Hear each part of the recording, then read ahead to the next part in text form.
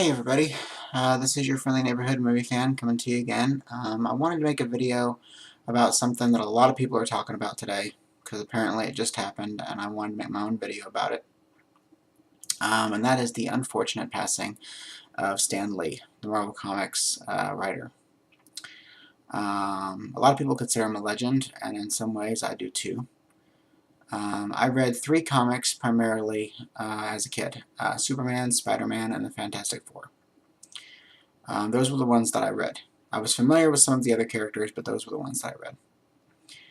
And I didn't even know who Stan Lee was until, I don't know, I think it was probably X2 back in 2003 when that came out. He started making cameos. He was in the first X-Men as well, but he started making cameos like crazy in all these Marvel movies. And that's when I first, found out who he was and learned, about him. His career at Marvel, writing, and, working with all these artists like Steve Ditko, Jack Kirby, all the rest of them. He either created or co-created a lot of the characters that people think about when you hear the name Marvel Comics. I mean, aside from Spider-Man and the Hulk, he either created or co-created characters like Daredevil, the X-Men, the Fantastic Four, Thor, Captain America. He didn't create Captain America. He actually contributed to the circular design of Captain America's shield, because Stan worked there in the 50s and 60s, and Captain America was created in like 1941 or something like that.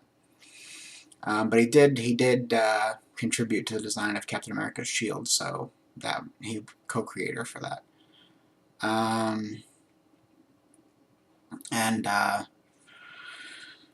But this was a guy who, he was born Stanley Martin Lieber, and he apparently comics were not thought of as a very serious, respectable, profession back in the 60s. Parents didn't even want their kids to read them. There was even a book put out by some, nutjob psychiatrist called Seduction of the Innocent, where he said comic books were basically, the source of delinquency for young kids in America. And as a result, that led to the creation of something called the Comics Code, where every time you wrote a comic book and wanted to publish it, you had to get approval from the Comics Code Authority.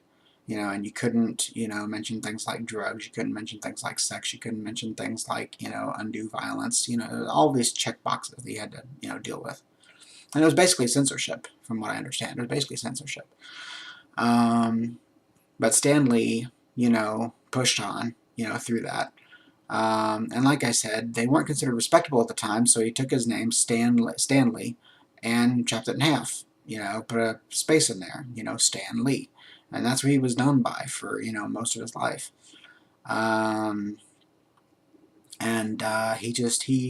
He either created or co-created, a lot of these characters. They came out of his mind. I remember he did an interview back in, I think it was 2002, when the first Spider-Man movie came out. And they asked him, how he came up with the character. And he said that they realized they didn't really have any insect, characters at Marvel at that time. And he saw a fly crawling on the wall, and he thought about it, and he's like, Fly Man? No, that's too disgusting. Insect Man? No. And he just started going down the list, Tarantula Man, all these different things. And he finally came up with the name Spider-Man. And to him, that seemed, inventive and heroic, and it just kind of stuck, the amazing Spider-Man, And that was one of the first characters that he created, and it was also one of the first to really break a lot of the traditions. Back in those days, superheroes could not be young. They were older. The young kids were always the sidekicks. You had Robin the Boy Wonder. He wasn't a superhero on his own for DC Comics. He was, a sidekick. He was Batman's sidekick.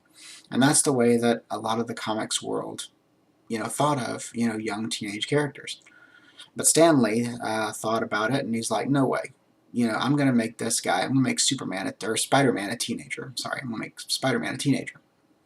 So he made him a teenager, named him Peter Parker.